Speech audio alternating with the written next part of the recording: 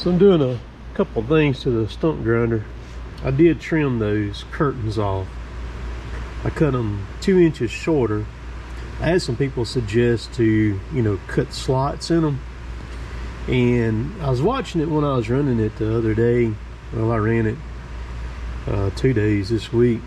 And I don't think that was gonna work. So I just trimmed off and I cut a relief here in it for the tires right there, so that now it's not going to grab under the tires or nothing like that. And I also cut a relief over here too, so if this thing pulls around, see, it's not going to get in that tire. When it was 2 inches longer and had this corner, it was real easy, because what happens is when you first start grinding with it, it sends the debris back this way a certain amount, and it don't take it long till it starts packing right in here and it stops. It quits going back that way.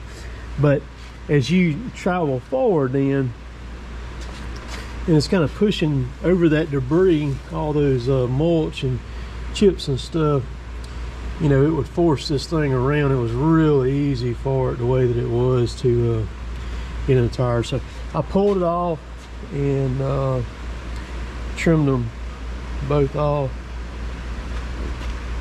See, I got this one on this side. I actually tore, let's see, I can't remember which one it was. I tore the other one loose, one bolt out of it. It was this one, I think, while I was grinding this week. But I'm about to go ahead. I'm gonna pull the outside duals off of the machine, and I'm going to check the lug nuts on all of them and make sure they're good and snug. It's a good idea to do that once it's run a little bit, and make sure that they're all good and tight. I gotta grease it again. I'm gonna grease it. I'm gonna blow out the radiator. It's not heating up or anything, and I like to stay on top of that stuff.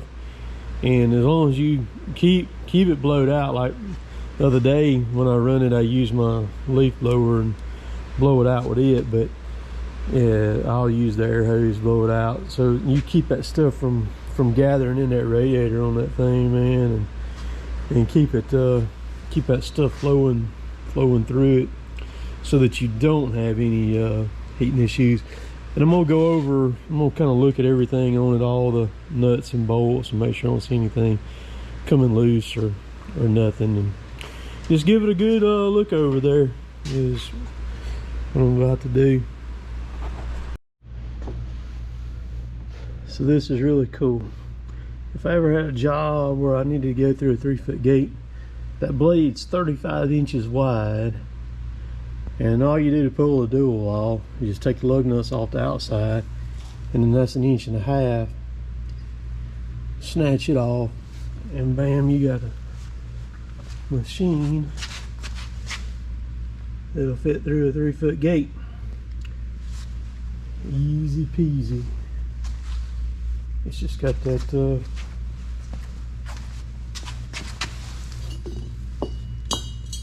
I guess you call it a spacer right there, and it bolts to the center, and that's all it is. So I've got you see I got these lug nuts turned around where they're on the flat side, so the bevel side, because that's going to be completely flat right there where it meets, where it don't, because that bevel sides go right there. So I'm gonna check the air pressure while I've got those off. So if you wanted to snatch the outside tires off of that thing really quick, all you gotta do is just take that 1.5 inches, take it off, and you pull the whole hub off of that thing. Just like that, one bolt, and that's it.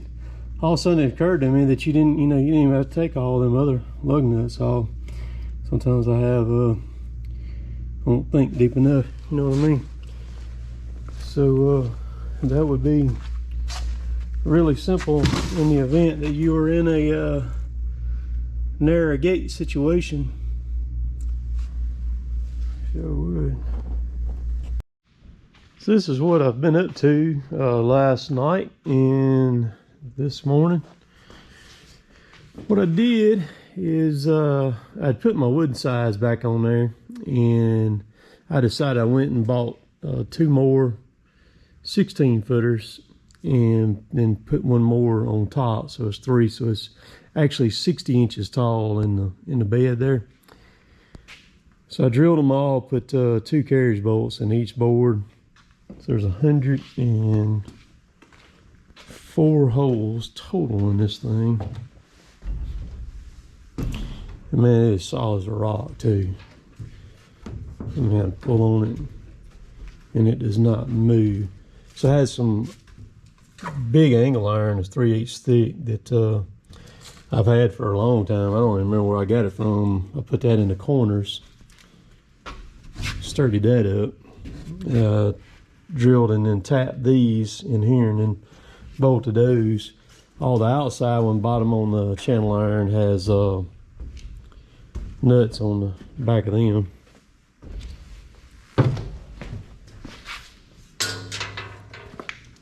Which are these. They've got nuts on the inside of each one of those there.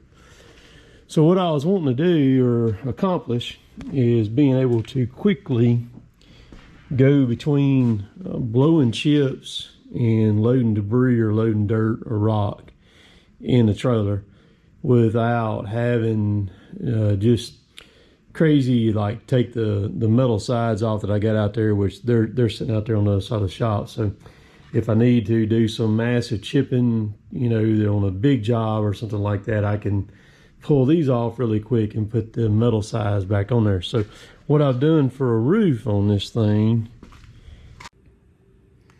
so what I've done for the top, for a ceiling, is I've ordered a mesh tarp, and that's it laying right there. I've got a tarp right here too that rolls out, and I may end up using it, I'm not sure, but this one fits kind of on the inside of everything, and like I said, I may use this one. I'm not sure yet.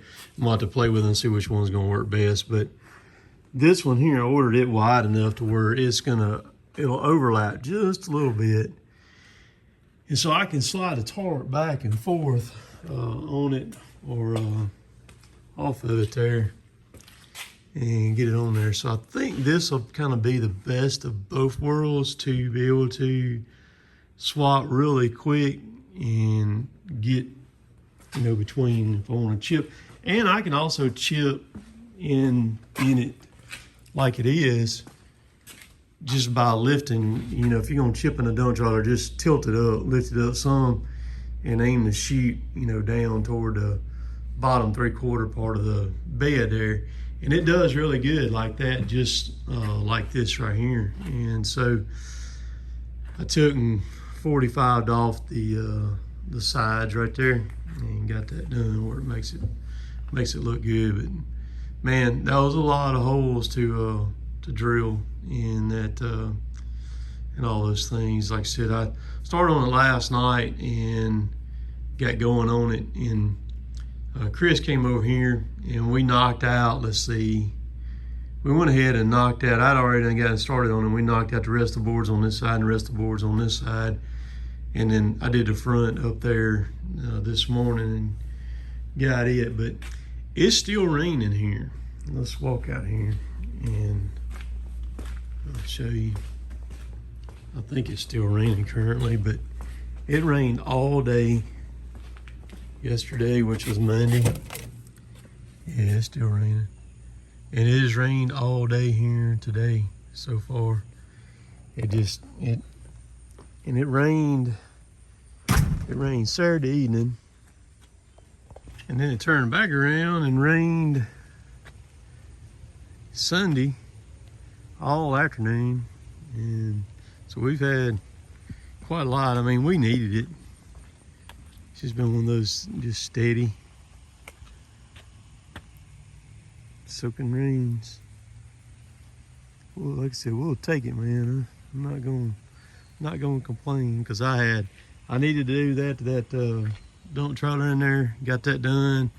I was able to go all the way over the stump grinder, get it all situated, make sure everything's good to go on it, because it's got 30 hours on it now. So good time to check it And then I've done several other things too that just need to be done. That's what I use days like this right here to do, is just take care of odd and end things and do them. So I've got some friends that are in other parts of the United States, and man, it's, you know, it's dry as a bone in those places, and sunny, and they're moving dirt and things like that.